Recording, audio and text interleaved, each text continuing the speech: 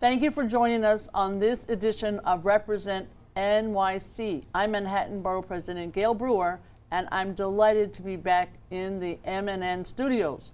Our topic today is the city's new paid sick leave law, which I originally sponsored when I was on the city council, and which was expanded this year by Mayor de Blasio and the city council. Starting in August, actually July 30th, 2014, employees of any company employing 5 or more workers are now allowed to take a sick day for themselves or to help care for an immediate family member, up to an annual maximum of 5 sick days each year.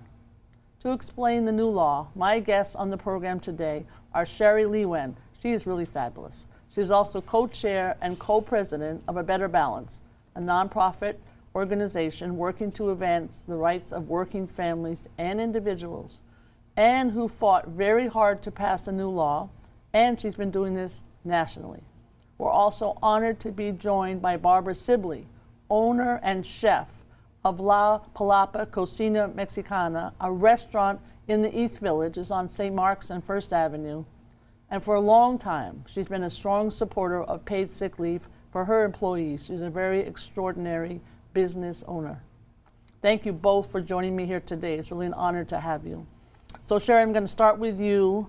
And I think our first question for our audience is, what is the paid sick leave law? Sometimes we call it the paid sick days law. It has many different names. It has earned paid sick days. It has so many different names. And I also hope you'll talk not only about New York, but all the exciting work you've been doing around the country. Sure. Yeah, I'm thrilled to be here and really thrilled that you're doing this program so that everybody in Manhattan and around the city knows that they have a right to take paid sick time now. And it applies to everyone pretty much in New York City. This law applies, gives paid sick time to all workers in businesses with 5 or more employees. And even for smaller businesses, it provides that you can't be retaliated against, you can't be fired or demoted if you take paid sick time. If you take your sick time, even though for under 5 employee businesses, they don't have to pay for paid sick time. So we fought very hard, and thank you to Gail for tireless in efforts. retrospect. Over 4 long years, we fought for this bill, and we recruited organizations around the city that represented a lot of the workers who didn't have any paid sick time, and it's hard for people to believe, but there were over 1 million workers in New York City that didn't have one single day that they could take if they or their family members were sick. And we heard stories the whole time we were working on this, workers who had been fired because their children were in the hospital and they had to take a day off, workers who had been fired because they hurt themselves on the job and went to the doctor, and people who were afraid to take time off when sick and had to go to their jobs in restaurants, in places where the public comes because they couldn't afford to take time off without being paid. So we really are excited about the fact that now this will never happen in the city again. No one can be fired anymore for taking a paid sick day, and that 1 million workers who had no paid sick time can now take it up to 40 hours in a year. And we like to say the reason we call it earned sick time is that workers earn it as they go. They earn it at the rate of an hour for every 30 they work, up to a maximum of 40 hours in a year. And it started April 1st, right? In terms April of the 1st, that's right. April 1st of this year. Workers were able to start earning the time. July 30th, they can start using it. There's a 120-day waiting period so that workers who are new employees can't take it right away. But on July 30th, everyone can take it, and workers who've accrued it can start doing that.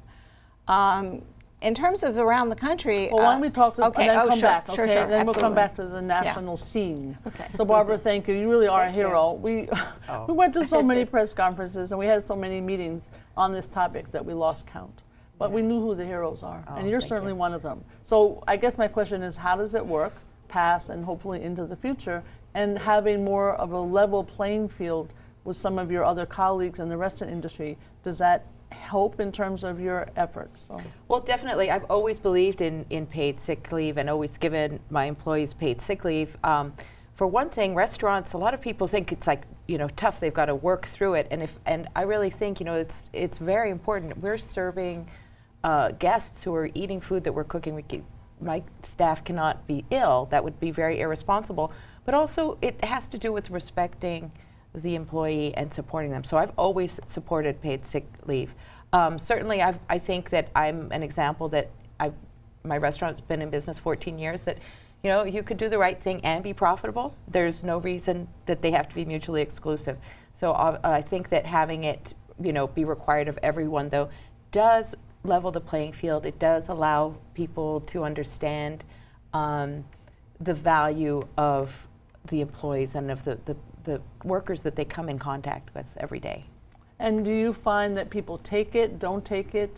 Obviously, they take it if they're ill. How does we all heard those stories, which we didn't believe during the. Because they love you, your workers, so you have a good relationship. I do. I have to say that I'm more likely the one to send them home. Yeah. I'm not a doctor, but they call me Dr. Barbara, and they call me up, and they're like, and I'm like, go home, go to the ER. I mean, I've actually, and it's not to like say wow, but I have saved people's lives that way.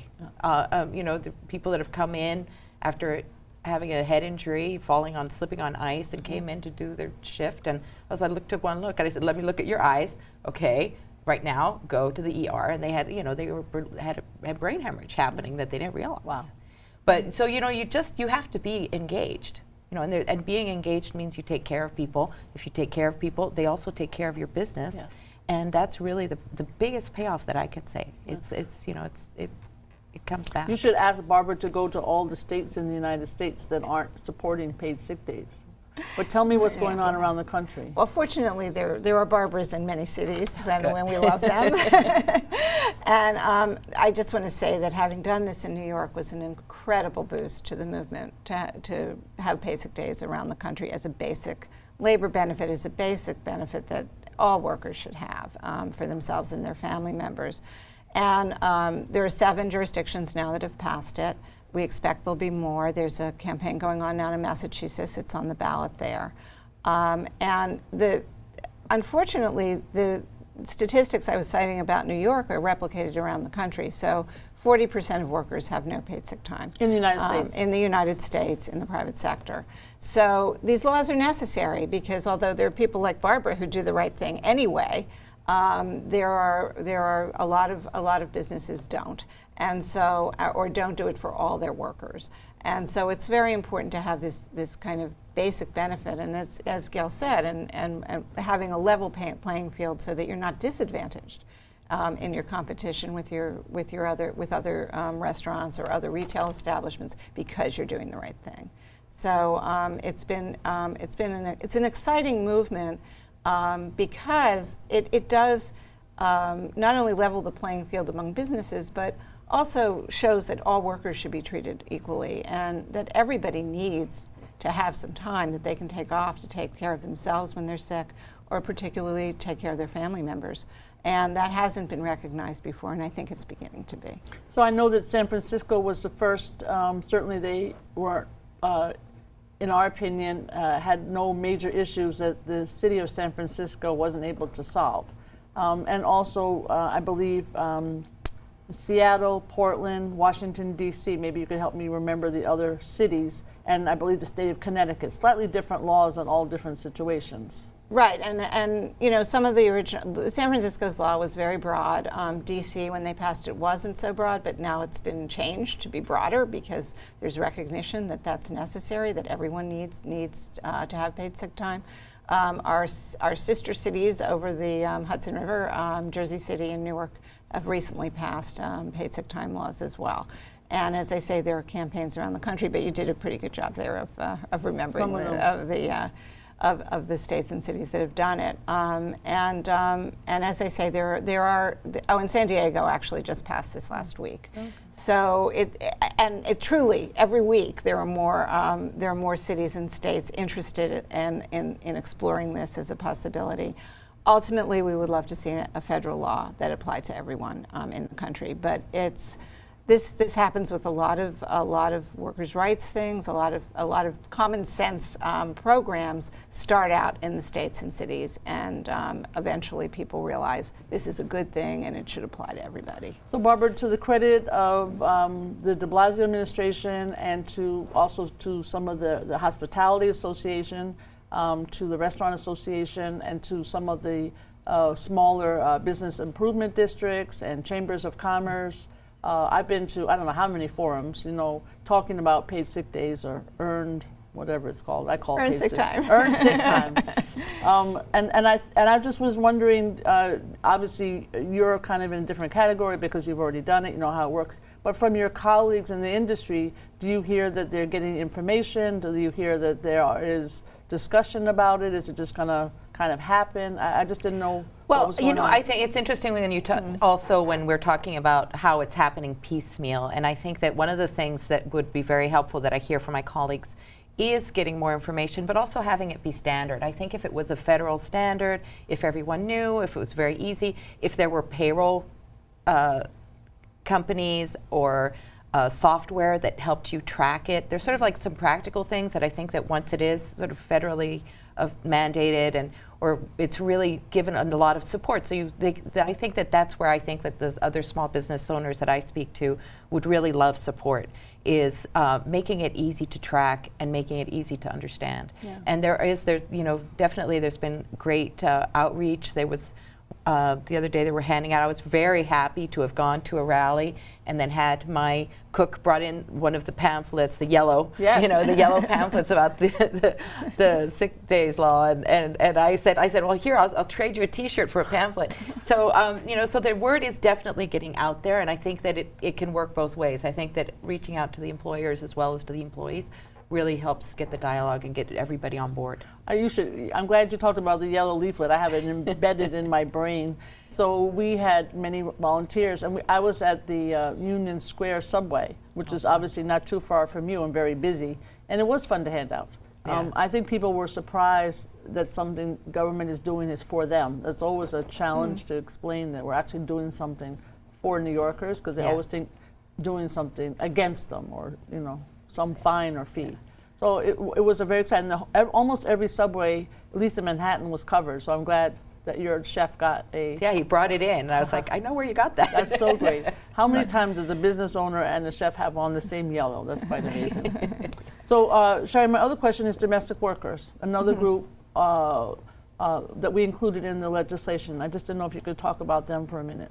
Yeah, sure. And I just wanted to say also that just to do a little shout out to the Department of Consumer Affairs, which is where we house the paid sick days enforcement, and they have been really trying to get information out, and Day of Action was really a big success. Wonderful. And so I think they really are trying to get the word out. It's not easy. When you have 1 million new workers with new rights, you really want all of them to know about it, and it's challenging, but they are really trying to rise to the challenge. And I also just, as another kind of little ad, A Better Balance is also available to represent. We are a legal advocacy organization. We are available to represent any workers who have problems. We're hoping everything goes smoothly, and that won't happen, but if it does, we are available to represent workers who have problems with their paid sick time rights. In terms of domestic workers, they are entitled from the state law, the Domestic Workers Bill of Rights, they are entitled to 3 days of rest in a year. The city law gives them 2 additional sick days in a year. But we track what the state law says about waiting time. You have to be employed for a year. And then you get those 2 days, all 5 days at once after you've been employed for a year.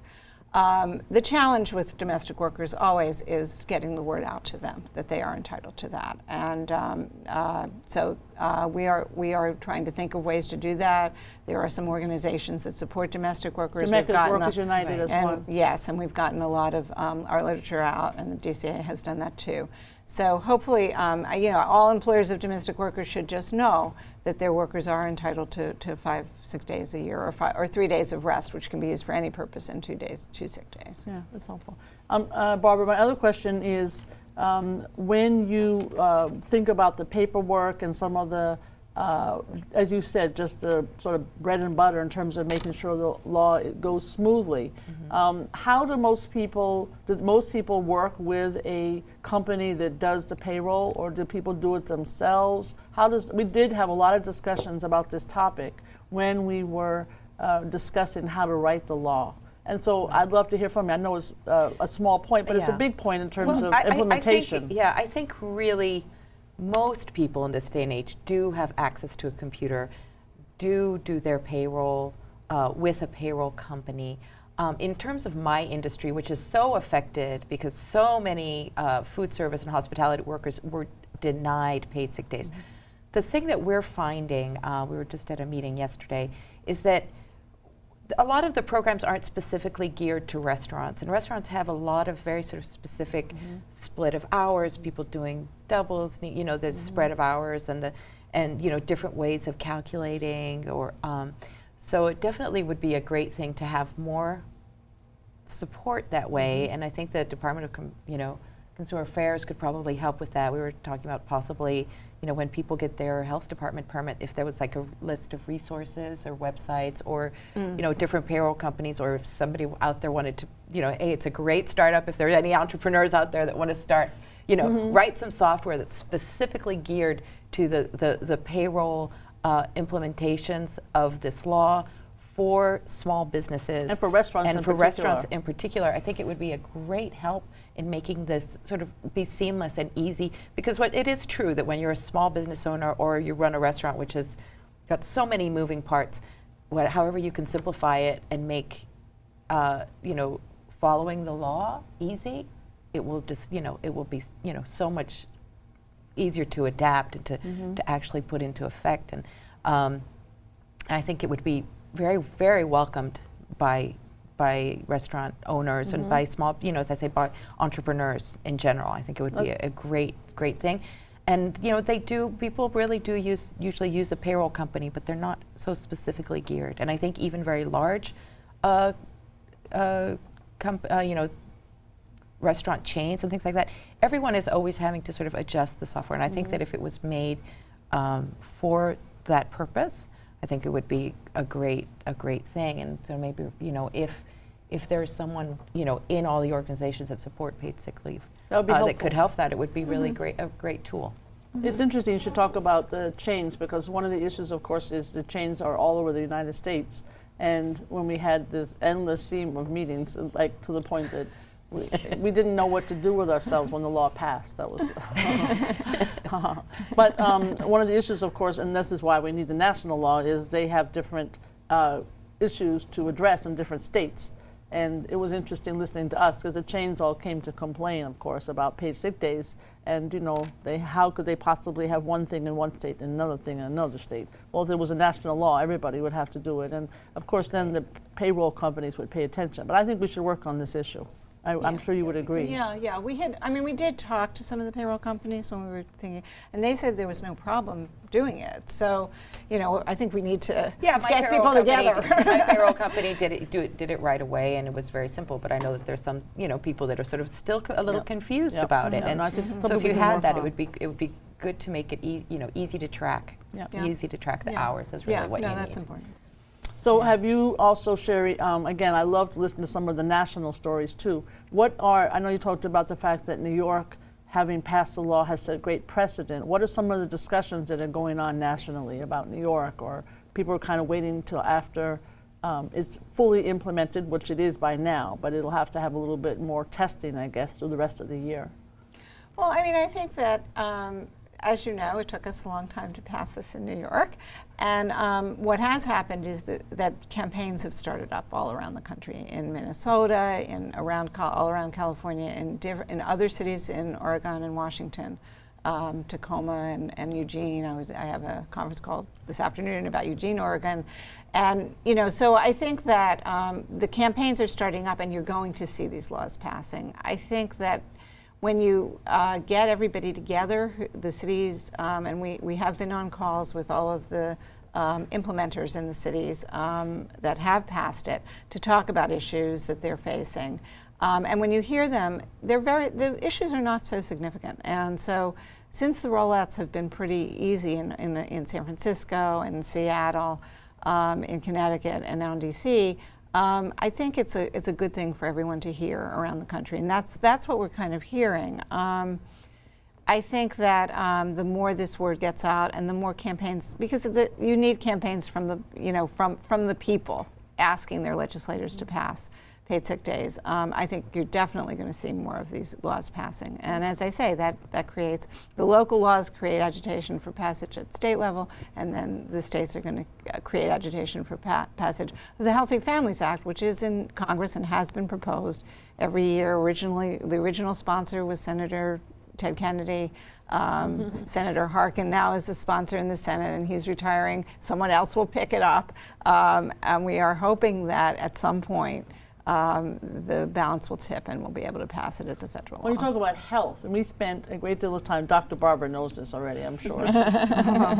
But the issue is we wanted to make the point, and I think we'll have to see if you are able to take time to go to a physician, and not everybody actually has a primary physician. I know it's always challenging in some cases. But if you are able to go during the day because you're ill, then you might not go to the emergency room.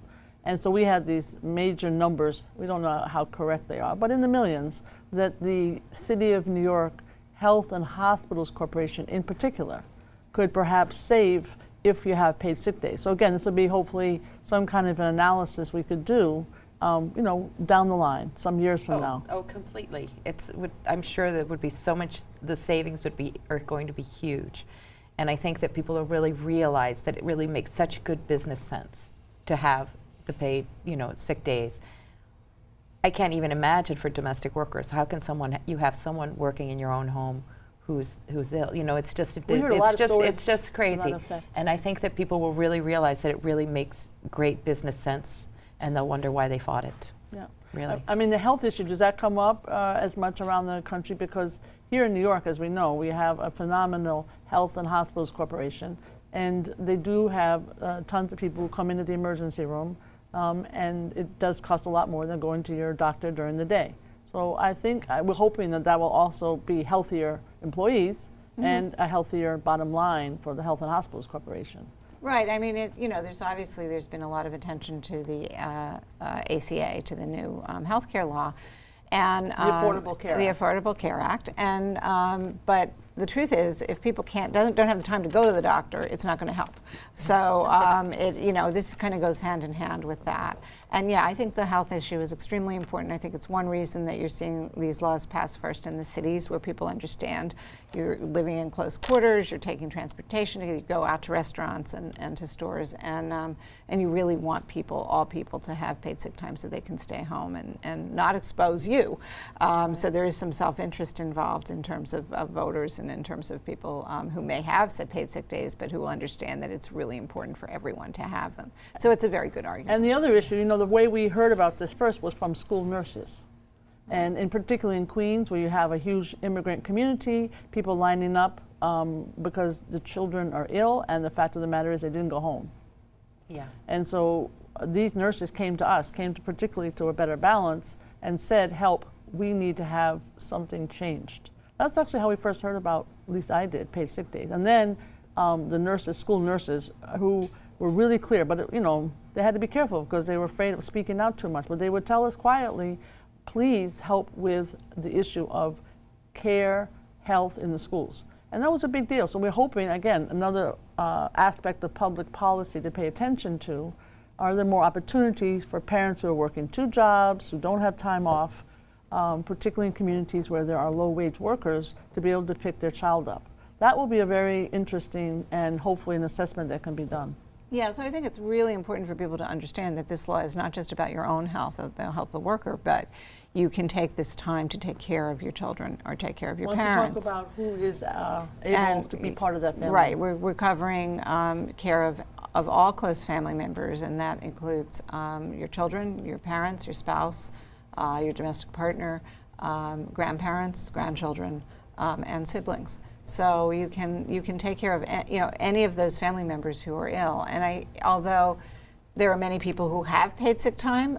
Some of those policies and some of the companies have only been about your own health, so that you couldn't take a day off to take care of your child when they were sick.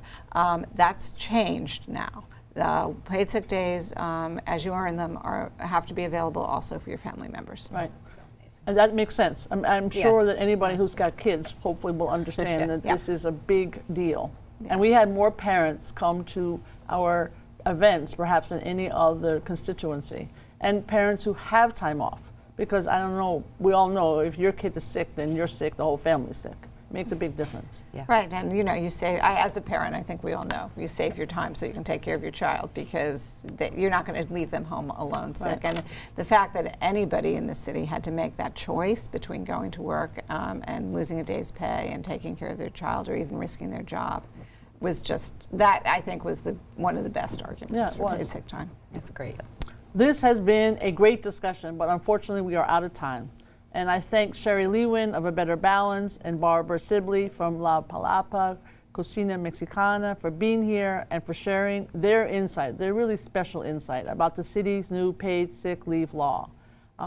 Please visit our website on this issue, www.manhattanbp.nyc.gov/paid sick leave, or email me at gbrewer@manhattanbp.nyc.gov with any questions or suggestions you have on this topic, or if you have any other concerns. You should also call 311, and I think you see on this program, you'll see the hotline number for A Better Balance. You should also contact them. The phone number, in case you need it, is 212-430-5982. And thank you for watching Represent NYC on Manhattan Neighborhood Network. I'm Gail Brewer. I work for you. I'm the Manhattan Borough President. Thank you very much.